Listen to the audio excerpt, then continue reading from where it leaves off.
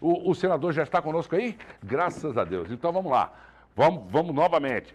Nós temos a honra de receber aqui no Balanço Geral o senador Roberto Rocha. Agora a conexão já foi refeita aí, tudo certinho. O senador Roberto Rocha, do PSDB do Maranhão. O senador entregou nessa semana o relatório da reforma tributária que prevê uma série de mudanças nos tributos brasileiros. Antes de qualquer coisa, não custa nada esclarecer que uma reforma tributária consiste na mudança de estrutura tributária atualmente adotada aqui no país, ou seja, uma reformulação dos nossos impostos. Senador, boa tarde para o senhor, seja bem-vindo aqui ao Balanço Geral nesta tarde de segunda-feira. Boa tarde, Murilo. Boa tarde, tudo bem, Sérgio? Como é que vai? Satisfação poder estar aqui com você novamente no seu programa. A honra é nossa. Senador, me diga uma coisa, na prática, senador, como é que a reforma tributária vai melhorar a vida das famílias mais pobres do nosso país? Como ela afeta aí a Dona Maria, seu João, lá, o nosso povão, lá no interior da Baixada Maranhense, por exemplo? Só esclarecendo que os nomes são fictícios, viu? Foi só para esclarecer mesmo aí, para que o pessoal possa entender em casa. Isso. De fato, esse é um assunto, né, Sérgio, muito técnico, né? E as pessoas, às vezes, têm muita dificuldade de compreender o alcance da medida. E a gente, às vezes, precisa tentar construir uma situação em que as pessoas, de um modo geral, entendam mais fácil. O que é que pode melhorar na vida das pessoas uma reforma tributária no Brasil? Tudo. Nós temos mais ou menos 200 países no mundo. O Brasil é o que tem o pior sistema tributário. O que é que, afinal, é uma reforma tributária? É a forma, o sistema tributário é a maneira que os governos têm de arrecadar dinheiro do privado, pessoa física ou jurídica. Então, o Brasil tem a pior forma. Basta dizer a você que em pleno século XXI, com tudo digital, num processo acelerado de digitalização, nós temos um sistema analógico. Ora, como diferenciar a tributação de uma sardinha para um salmão? Como fazer com que o comércio eletrônico pague impostos igualzinho o cidadão paga? Como fazer? Esse é um desafio que está aí na nossa porta. Então, a reforma tributária abarca tudo isso. Nós temos, Sérgio, 3 bases tributárias no Brasil. A base consumo, a base renda e a base patrimônio. Na base consumo estão os piores e mais vorazes impostos, como o ICMS, o ISS, PIS, COFINS, IPI. Agora, na base renda tem o quê? Tem o imposto de renda. E na base patrimônio? Você vai ver lá que tem o IPTU, por exemplo. De tal modo que onde é que está a população mais pobre e mais carente? Seu José, Dona Maria, seu João, seu Raimundo, lá do bairro popular. Claro, ele está na base de consumo. Tudo que ele ganha, mal dá para o consumo. Vai para o arroz, para o feijão, vai para a energia, vai para a gasolina, vai para o telefone, vai para a internet. Agora, quem ganha mais tem condição de ter excedente, sobra. Além do consumo, tem sobra. E essa sobra vai para a renda. Bota na bolsa, aplica de algum modo no mercado financeiro ou compra o patrimônio. Então, é óbvio que a reforma tributária que nós estamos tratando, que é da base consumo, é a reforma que mais atende aos interesses da população brasileira, especialmente os mais pobres. Senador, me diga uma coisa aqui, o que é a contribuição social sobre operações com bens e serviços, a conhecida CBS, né? E para entender bem como a CBS vai gerar transparência aí para a sociedade sobre o tributo pago? Olha, nós estamos simplificando e modernizando o sistema tributário da base consumo. Já disse quais são os impostos que tem nessa base tributária que representa mais de 50% no Brasil. O contrário dos Estados Unidos. Nos Estados Unidos, a maioria, mais da metade, é renda. Claro, eles têm muito mais renda. Aqui no Brasil, você tem uma carga tributária, uma base tributária, uma arrecadação tributária muito maior, mais da metade, na base de consumo. Portanto, tributa os mais pobres. Ou seja, no Brasil, quem tem menor poder contributivo paga proporcionalmente mais do que quem tem maior poder contributivo. É o que a gente chama, tecnicamente, de regressividade. A gente precisa acabar com isso, precisa mitigar essa regressividade. Por quê? Porque esses impostos da base de consumo, eles são indiretos. São impostos indiretos, Sérgio. E os impostos indiretos, o cidadão sente, mas ele não sabe. Ele sabe o que é imposto direto. Tipo assim, o imposto de renda. Ele recebe um contra-cheque, está lá descontando o imposto de renda. Então ele sabe. O IPTU, o IPVA. Mas na base de consumo, ele não sabe quando aumenta a cesta básica, a gasolina, a internet. Por quê? Porque são impostos indiretos. Ele sente, mas não sabe. Esses tipos de impostos são muito próprios nos países não democráticos, porque mascara a arrecadação. Esse ICMS, que é o imposto mais violento do Brasil, ele tem levado vários estados à bancarrota, tem quebrado muitos estados. Os estados brasileiros, de um modo geral, eles perderam ao longo dos últimos anos a capacidade de investimento. Não tem dinheiro para investir. Aí o que é que faz? Você vai no banco e pega dinheiro emprestado.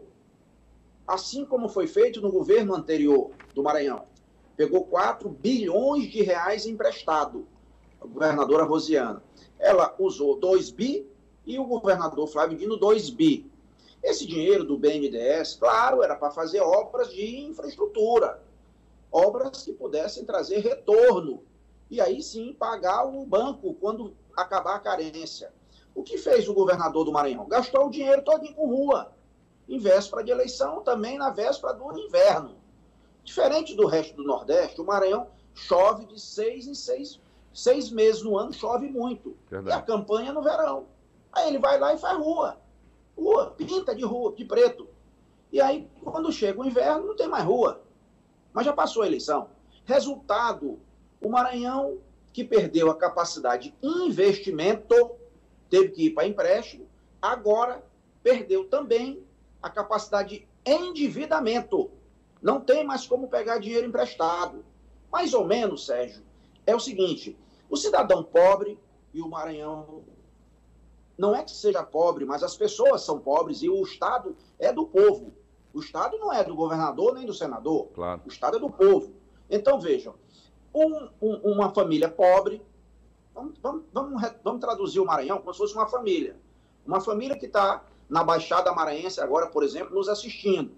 E a essa hora não está tendo o alimento básico dentro de casa para sustentar a sua família. Ora, como é que faz quando falta investimento básico? Não tem a capacidade de investir em comida. Vai na quitanda do lado e compra emprestado, fiado, correto? Aí ele vai depois, não paga aquela quitanda, aí vai na outra, depois vai na outra. Até ele perder, além da capacidade de comprar comida, que é o investimento básico, ele também perde a capacidade de endividamento, não pega mais emprestado na quitanda. Pronto, é o Maranhão. É a situação que chegou o Maranhão. É a situação que colocaram o Maranhão. Então, amigo, a situação requer uma grande e profunda reflexão. Eu sou do Maranhão, com muito orgulho, é o meu partido, é o meu Brasil, e esse assunto, reforma tributária, eu sei que ele desperta muito pouco interesse político eleitoral. Basta você ver quem é no Maranhão que trata disso. É verdade. Basta você ver. Os políticos estão no interior do Maranhão fazendo pré-campanha, até campanha aberta, comício e tudo. Eu estou trabalhando pelo Brasil e pelo Maranhão. Agora, eu faço isso porque eu tenho a convicção, Sérgio, de que a melhor maneira de combater a pobreza é gerando riqueza. Isso. Gerando riqueza. Isso significa que um lugar lá no interior do Maranhão, ele só vai ter condição de criar oportunidade para aqueles cidadãos. Se chegar uma padaria, uma lanchonete, uma indústria, uma empresa que possa fazer com que as pessoas tenham oportunidade de emprego. Observe uma coisa, veio para São Luís agora, com o nosso estímulo, a loja da Havan, que gerou uma grande polêmica. Nós sabemos, por conta de uma estátua. Rapaz. E olha que não é a estátua de Pedrinhas, não. É a estátua da Liberdade. Bom, aí o que acontece? Sabe quantos currículos a Havan de São Luís recebeu para pessoas buscando emprego? Mais de 60 mil currículos. Entenda o tamanho do desespero das pessoas em busca de uma oportunidade. O Luciano Hang, que é o dono da Havan, ele me disse em Brasília, agora na CPI, que eu fui lá dar um abraço nele, ele me disse que a loja de São Luís, exatamente por conta da polêmica que criaram no Maranhão todo, é a loja nesse mês que vai mais vender em todo o Brasil. Por mais contraditório que possa parecer, no estado onde tem as pessoas mais pobres, tem a loja da Havan que mais vende. É inacreditável, mas é porque foi criada uma celeuma absolutamente desnecessária e burra por conta de uma estátua numa empresa privada. Então, observe o tanto que é importante a ZEMA, Zona de Exportação do Maranhão, que já é lei. A quantidade de empresas, de indústrias que em breve o Maranhão vai receber é algo inacreditável. Eu sei o que eu estou falando. De tal modo, amigo, que esses dois projetos, a ZEMA, que é uma ZPE, Zona de Processamento de Exportação, que, na verdade, é um distrito industrial voltado para o mundo, com condições especiais, não tem imposto, e a reforma tributária, isso vai permitir um melhor ambiente de negócio e vai chamar empresas para o Maranhão. Porque o Maranhão não é igual aos outros estados do Nordeste, querido. O Maranhão tem terras férteis. O Maranhão tem muitos presentes de Deus que nunca foram sequer desembrulhados. Como o complexo portuário do Itaqui, a base de Alcântara, como os lençóis maranhenses, como o polo agrícola do sul do estado e tantos outros ativos econômicos. Por quê? Porque o Maranhão não tem um problema de falta do Nordeste, que é água, e nem um problema de excesso do Norte, que é água também. Porque o Maranhão está numa faixa de transição entre o semiárido e o semiúmido. Então, o Maranhão é um ativo que tem imenso atrativo econômico. Mas, senador... Se o Maranhão tem tantas riquezas naturais e tem uma classe política forte em Brasília, veja que a bancada de deputado do Maranhão é maior que a do Pará, por exemplo. É verdade. Todos os estados do Norte têm 8 deputados, o Maranhão tem 18. Então, por que o povo é o mais pobre do Brasil? Essa que é a reflexão. Mas, senador, eu só queria entender. O senhor estava falando sobre recursos hídricos. Nós estamos passando por uma crise de abastecimento aqui na ilha, aqui, que não está dando para entender. É todo dia aqui no programa, comunidades reclamando aí da falta de abastecimento de água. E, companheiro, deixa eu falar para você. Recentemente, o Instituto Trata Brasil, ele apresentou uma pesquisa que faz sempre. É o instituto mais qualificado e mais indicado para esse tipo de trabalho. O Instituto Trata Brasil faz no Brasil inteiro. O que é que o Instituto Trata Brasil apresentou agora, nesse mês? Que a situação de saneamento básico no Maranhão, que já era muito ruim, simplesmente piorou. Ou seja, o governador Flávio Dino conseguiu o que parecia impossível. Ele conseguiu piorar o que já era o pior. Por quê? Basta você ver, Sérgio. O que a CAEMA faz de investimento no Maranhão? Qual foi o investimento? Olha, esse problema que está tendo atualmente, inclusive na ilha de São Luís, ele foi alertado em 2016, um ano após tomar posse, que a estação de tratamento de água de Italuís precisava de uma grande reforma. Reforma no seu leito filtrante, reforma nos decantadores. Precisa fazer uma reforma, porque tem época do ano que tem muitas algas, e essas algas impedem o melhor funcionamento das bombas. E isso é uma das causas da falta de água na ponta, no cano, na torneira. E o que fez o governo do Maranhão nesses anos todos para manutenção, não é nem para investimento, manutenção no sistema da CAEMA? Nada. A CAEMA tem 1.900 funcionários. A maioria é do setor administrativo, não é do setor de engenharia, de saneamento. Observe quando foi feito o último concurso para funcionários, para servidores na CAEMA, para engenheiros, principalmente. Foi em 2014, antes do atual governo, ainda foi no governo da Rosiana. Esse governo, portanto, é uma grande farsa, um grande fake. E ele, o que fez? O que ele fez? Ele orientou o voto contra a lei do novo marco legal do saneamento básico, que é a única saída que o Maranhão tem para oferecer serviço de saneamento ao seu povo. A prova, Sérgio, é verificar o que está acontecendo nos outros estados. Lá em Alagoas, na região metropolitana de Alagoas, foi feito o leilão dos serviços.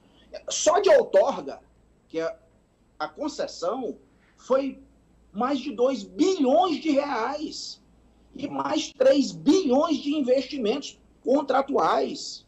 Então, significa que naquela região metropolitana de Maceió, capital do estado, pobre como o Maranhão, terão mais de 5 bilhões de reais de investimentos. E o sistema vai ser universalizado. O que fez no Rio de Janeiro, na SEDAI? 50 bilhões? Vem cá, e no Amapá, aqui do lado, recentemente? O estado que só tem 16 municípios. Em 2 deles, tem 86% da população, que é Macapá e Santana. Foi transformado aquele estado num lote, porque a lei prevê que você pode, para não ter sistemas pequenininhos, de pequenos municípios que não têm atrativo econômico, você fazer lote de municípios. Então, é a mesma coisa dos aeroportos. O aeroporto de São Luís e de Imperatriz, recentemente, foi outorgado para a iniciativa privada. Só tinha um político lá em São Paulo, era eu. E aí, o que aconteceu? Entrou no lote de São Luís, Goiânia, Palmas, São Luís, Teresina, Imperatriz e Petrolina. Só de ágil teve 10.000%. E os investimentos contratuais nos aeroportos de São Luís e Imperatriz são 560 milhões de reais. Quem ganhou foi a empresa CCR, a maior do Brasil. Então, veja, no saneamento, aqui no Amapá, foi feito um lote. O estado todo é pequenininho. Então, você fez o quê? Você tem essas 2 cidades, Macapá e Santana, e tem as pequenininhas. Se uma eventualmente dá prejuízo ou não dá lucro, a outra compensa. É o que se chama na economia de escala. Muito bem. Quanto foi que valeu o leilão, a outorga? 1 bilhão e quase 2 bilhões, Sérgio.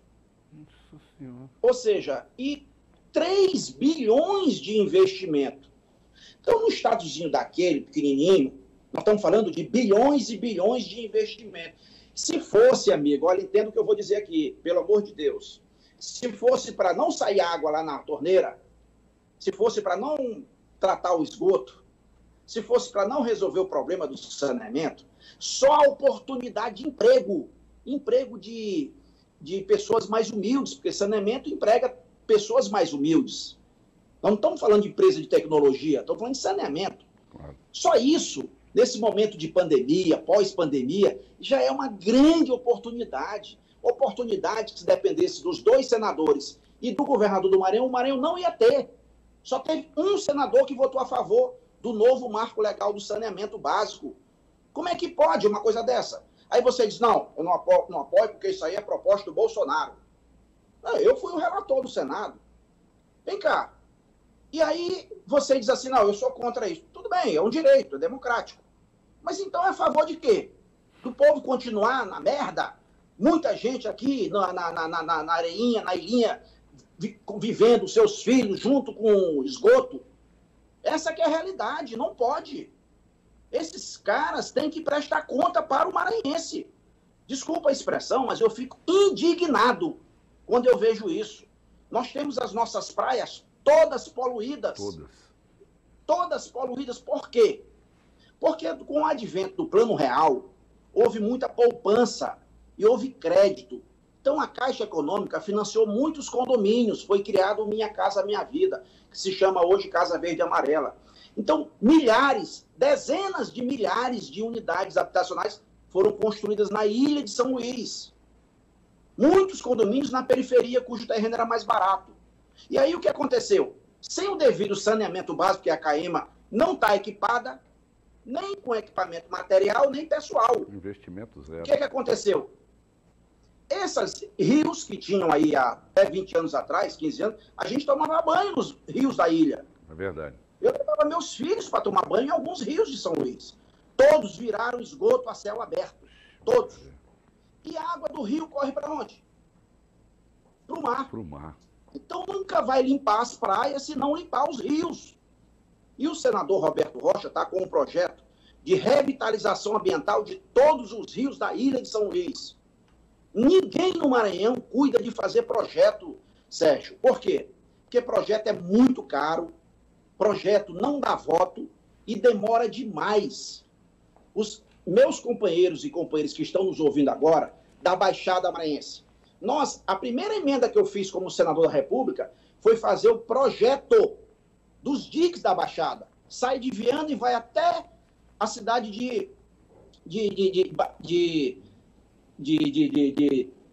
Bacurituba, passa por Cajapió e tudo. São 75 quilômetros de dique que vira uma estrada em cima e um canal navegável embaixo, que vai separar a água doce da salgada, por causa do fenômeno da maré que sobe e desce. E como os rios estão morrendo, a tendência é a água do mar entrar para dentro do rio. Então a água está salgada. Não é só, é em todo lugar no norte do Maranhão, na parte do meio do Maranhão para cima. Esse projeto está há 3 anos aguardando o EIA-RIMA, que é o licenciamento ambiental. Termina agora, no início do ano que vem. Ou seja, por que vai fazer uma obra estruturante dessa? Porque tem um projeto. Por exemplo, eu vou dar outro exemplo para você. Quando eu assumi o Senado, eu lutei com o governador para ele fazer o projeto da Lagoa da Jansen, para a gente limpar aquele pinico que tem ali. É verdade. Foi um pinico. Tem 74 bocas de esgoto lá na Lagoa da Jansen, Sérgio. Nossa. 74 bocas de esgoto. E cada vez que nascem prédios, apartamentos, tem mais esgoto. O que o governador fez? Nada. Nada. O que ele fez? Ele está pegando dinheiro e fazendo rua, fazendo praça, pintando rua, fazendo parquinho aí, bacana. Ok. E as obras estruturantes? Não tem. Porque não tem obra.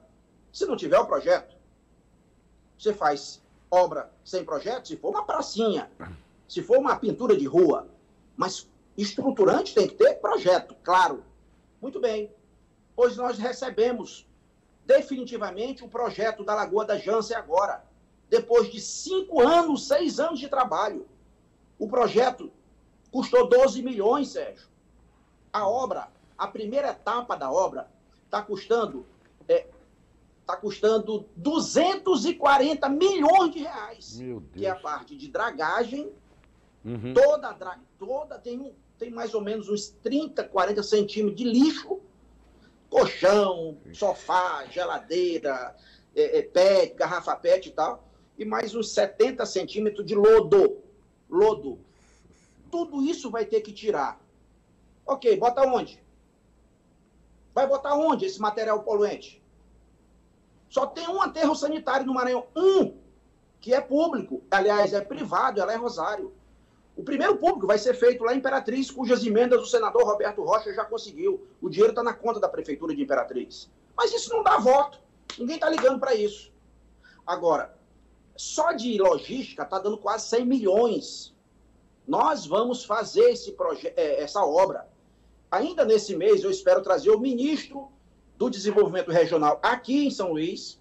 Estou tratando com o presidente Bolsonaro para saber se ele também pode vir, para anunciar essa obra, já que o projeto está pronto. O que eu estou dizendo a você é que a CAEMA, transformaram a CAEMA em quê?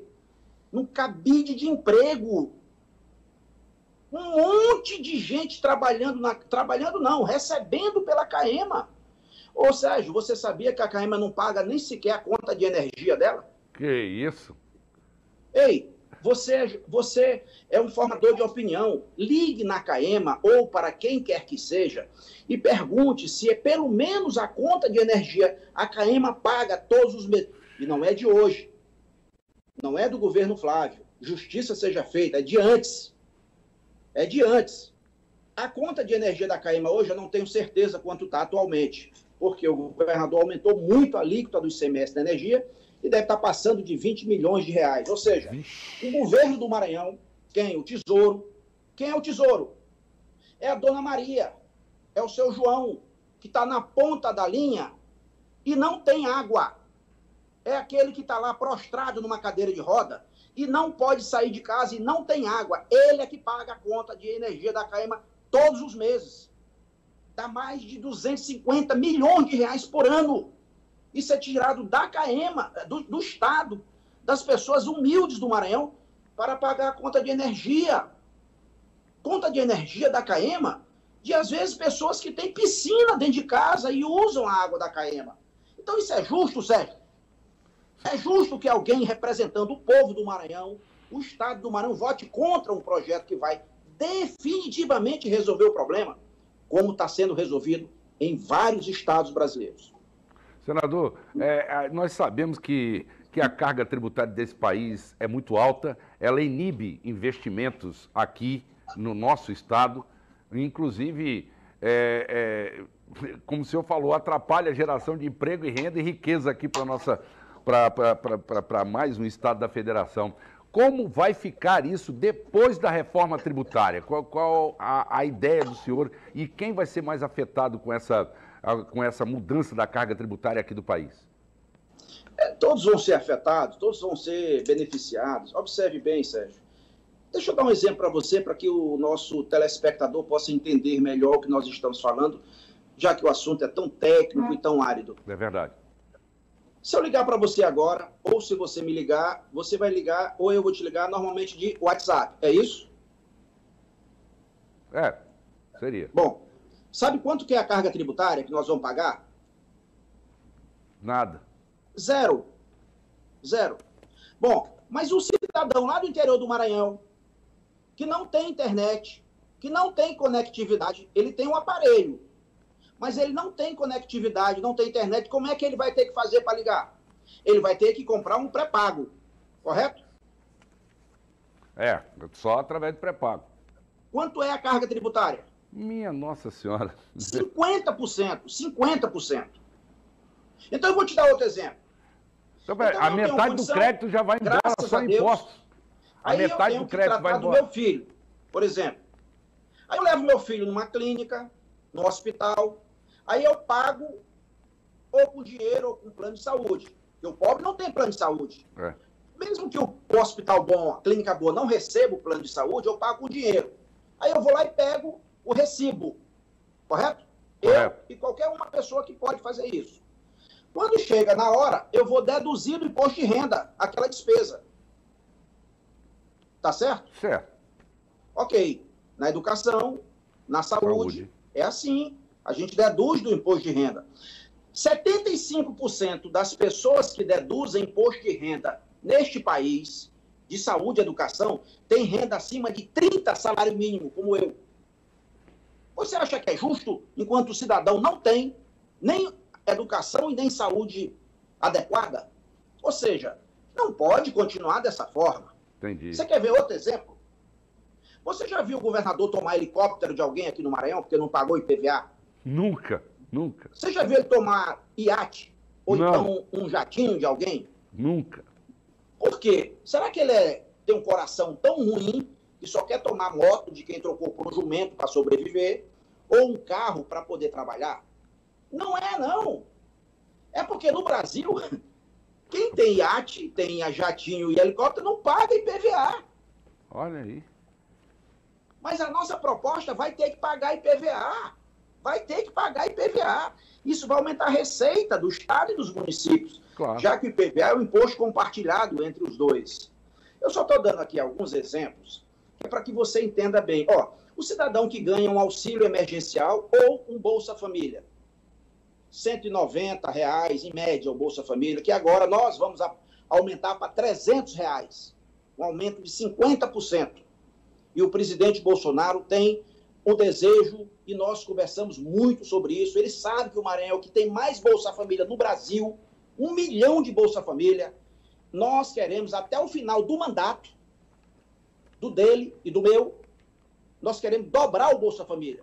Opa. 50% esse ano e 50% o ano que vem. Se não fosse a pandemia, já dobrava esse ano, mas não dá. Muito bem, o cara que recebe um Bolsa Família, R$ 190, ele pega o dinheiro e bota na renda, é? Ele vai investir na Bolsa? Ou ele vai comprar um apartamento na Península? Não, ele vai botar no consumo.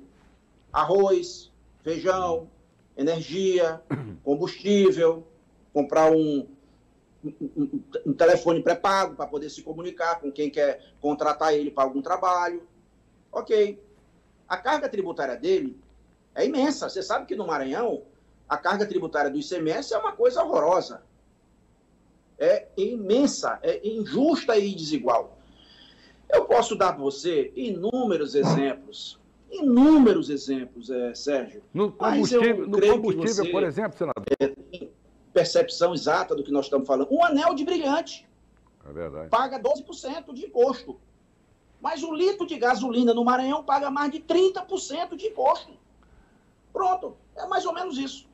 Era isso que eu estava querendo colocar com relação ao valor final do combustível quando chega nas bombas aí pra gente aí. Então, aí o que vai acontecer na nossa proposta? A gente está criando o IVA dual. IVA é o Imposto de Valor Agregado. Existe em 170 e tantos países dos 200. Ok.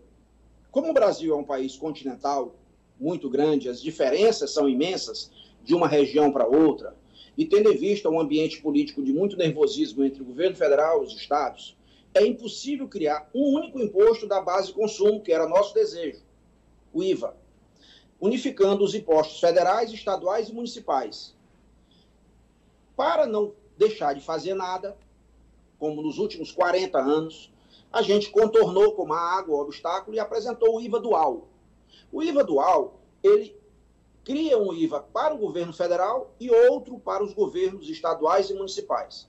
Para o governo federal, você unifica o PIS e COFINS, e é chamado de CBS. E para o IVA dos estados e municípios, você unifica o ICMS mais o ISS, que é chamado de IBS. Nós vamos obedecer a mesma carga tributária. Aliás, na nossa proposta tem uma trava na Constituição, que não pode aumentar a carga tributária pelo menos nos 2 primeiros anos da transição. Serão 7 anos, 2 de experiência, de teste, e mais 5 de transição. Então, é óbvio, Sérgio, que com o sistema eletrônico, digital, moderno, já que temos o melhor sistema bancário do mundo, o mais moderno por conta da inflação de tantas décadas no Brasil, nós vamos aumentar muito com isso a base de contribuintes. Quando aumenta a base de contribuintes, você inverte o que é hoje. Hoje, poucos pagam muito. Daí em diante, muitos vão pagar pouco. Esse é a grande virtude do sistema eletrônico. Todo mundo sabe que o dinheiro hoje é eletrônico. Você não precisa estar rastreando só o produto. Você pode rastrear o dinheiro. Tudo hoje é comprado com cartão de crédito, de débito, de Pix, etc. Então a gente pode sim reformar o sistema tributário para fazer mais justiça fiscal e mais justiça social nesse país, gerando oportunidade de emprego para milhões de brasileiros. Ok, senador, com a aprovação da reforma tributária no Senado, quais serão os próximos passos daqui para frente? Olha, nós estamos com esse processo, já que eu apresentei a minha proposta, com o apoio do governo federal, de todos os estados, de todos os municípios brasileiros. Estavam lá todos representados, todos não, desculpa, 95% dos municípios, já que os grandes municípios, as principais capitais, resistem. Por conta de quê? Do ISS. Ora, mas para que o discurso de diminuir as desigualdades regionais, se ninguém quer diminuir coisa nenhuma na hora do pega para capar? O ISS, Sérgio, arrecadou o ano passado algo em torno de 80 bilhões no Brasil. Esse imposto ele é exclusivamente dos municípios. Você sabe que em 15 municípios tem 75% desse ISS, desses 80 bilhões? Você sabe que em 2 municípios tem 40% desses 80 bilhões? Vem cá, e onde é que estão os municípios do Nordeste, do Norte, do Centro-Oeste desse país? A gente precisa fazer valer o discurso. É fácil dizer no palanque, temos que diminuir as desigualdades regionais, gerar emprego, renda. Vem cá, mas na hora do pegar para capar, ninguém quer. Olha, a gente está tirando da origem por destinos. Sabe por quê, Sérgio? Você acha que é justo? O sujeito está lá agora, lá em Marajá do Sena, ou em São Pedro dos Crentes. Aí ele vai abastecer o carro, ou a moto dele. Aí ele pega um cartão, hoje todo mundo usa cartão, de crédito ou de débito, normalmente de débito, e aí ele paga no cartão. Aquele cartão tem uma operadora de cartão de crédito, correto? Ah, é verdade. Portanto, tem que pagar ISS. Quem é que arrecada esse ISS que foi comprado lá em São Pedro dos Crentes, o serviço? É São Pedro dos Crentes ou é um município lá de São Paulo? É o município de São Paulo. Você acha justo? Rapaz, você acha que é correto? Nunca. Nós estamos tirando da origem para o destino. Se você compra uma geladeira lá em Vitorino Freire, Santo Inês, qualquer lugar, quem vai ganhar é lá em São Paulo. Lá onde produziu a geladeira. Não pode. Mas, rapaz. Não pode ser assim. Então, a gente está tirando da origem para o destino, numa transição que vai fazer com que isso seja possível. Ou seja, aqueles que são contra, pois eles têm que botar a cara. Não só botar a cara, vota contra. Vota contra, igual votaram contra o saneamento. Vamos por voto. O saneamento nós ganhamos. Só 13 senadores desse país votaram contra o saneamento básico. Rapaz, incrível. Só 13. Até aqueles que são radicais de esquerda, muitos deles votaram a favor, porque sabe o tamanho da importância. Verdade. Então é isso que eu estou falando. A gente precisa não ficar mentindo pelo interior do Maranhão em campanha ou pré-campanha. Eu estou 3 anos sem viajar, Sérgio. Fui agora em Pindaré recentemente, num compromisso social, ser padrinho para um batizado. Foi o suficiente para o governador chamar o prefeito. Você já pensou, já parou para ver que ele não... Você encontra foto de prefeito sendo recebido no palácio? Não encontra. Nem de deputado estadual, porque ele não recebe. Mas aí, quando eu vou no município, aí ele pega e chama o prefeito. Eu preciso viajar mais para o interior. Se não fosse essa questão que eu vivo, essa dor permanente no coração da minha família, por causa do problema do meu filho, é claro que eu estava viajando mais para o interior, para todos os municípios, para ver se o governador faz alguma coisa. Porque em qualquer lugar que eu vou, eu tenho que dizer. Eu tenho obras para inaugurar, eu tenho ações para anunciar. E eu não estou falando mal de ninguém, sabe por quê? Porque quem fala bem ou mal da gente é a gente mesmo, pelo que faz. Verdade. O que disse o IBGE agora, na mais recente pesquisa? O Maranhão, 400 mil pessoas desceram para abaixo da linha da pobreza, vivendo na total indigência, ou seja, 1 a cada 5 maranhenses. Esse é o Maranhão do comunismo. É o mesmo que vive o povo da Venezuela, que está vivendo a Argentina, que vive na Coreia do Norte. Ou seja, eles querem igualdade. Estão contra a liberdade. Mas a igualdade que eles querem é todo mundo por baixo, só eles por cima. Claro, basta ver o que foi agora para fazer licitação no Palácio de Comida. Quando ele falava tanto da Rosiana, ele faz igual ou pior. Ou seja, é preciso a gente abrir esse debate. Abre o debate, eu não quero... É claro que eu sei, não sou idiota. Eu sei que o governador, utilizando sua influência no judiciário, no Ministério Público, ele vai querer fazer comigo o que fez agora com o deputado Josimar de Maranhãozinho.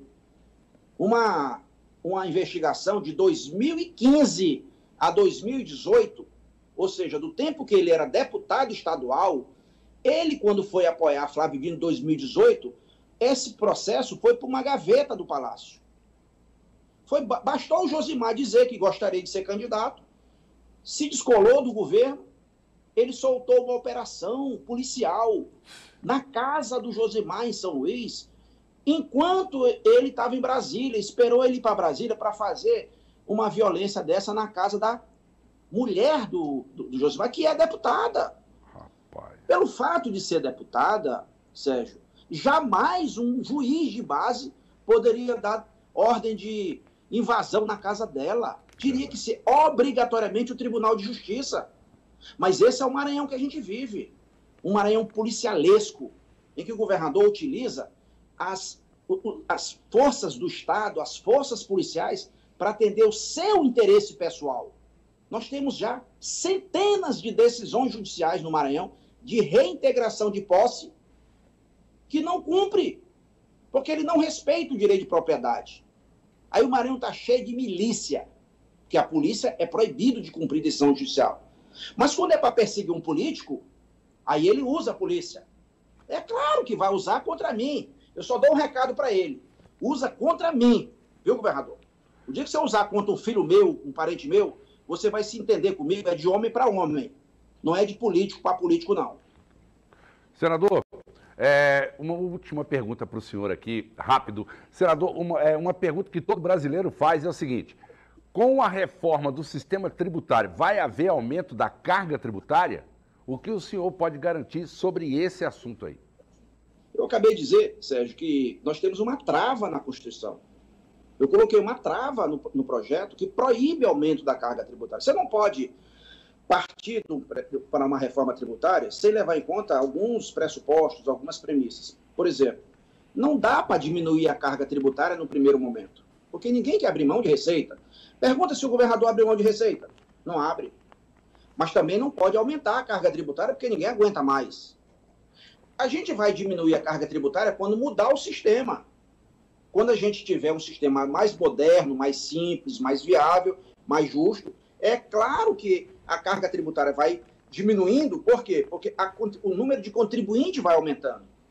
Senador, eu gostaria que, neste final de entrevista, o senhor deixasse sua mensagem para todos do estado do Maranhão.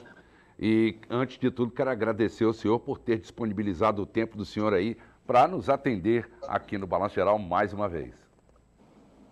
Eu agradeço, Sérgio, e quero me colocar sempre à disposição. E quero pedir a você e aos nossos telespectadores, principalmente, desculpa por alguns excessos que a gente comete, porque ninguém é de ferro. Eu passo por um momento muito difícil na minha vida, estou com a paciência por aqui, estou realmente vivendo um drama familiar e não posso aceitar que, mesmo diante desse drama, eu me cale. O dia que for na política para eu poder não dizer o que eu penso, eu simplesmente saio da política. Eu não dediquei os melhores dias da minha vida, a minha juventude, a um Maranhão livre e próspero, para agora ver um governador comunista querer escravizar o povo do Maranhão.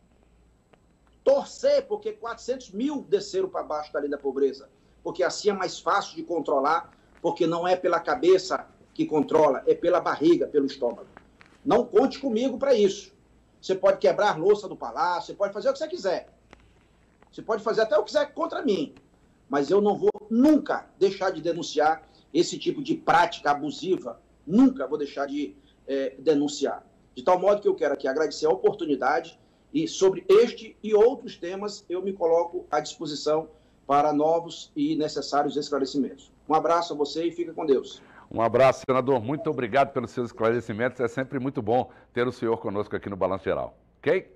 Tudo de bom. Valeu.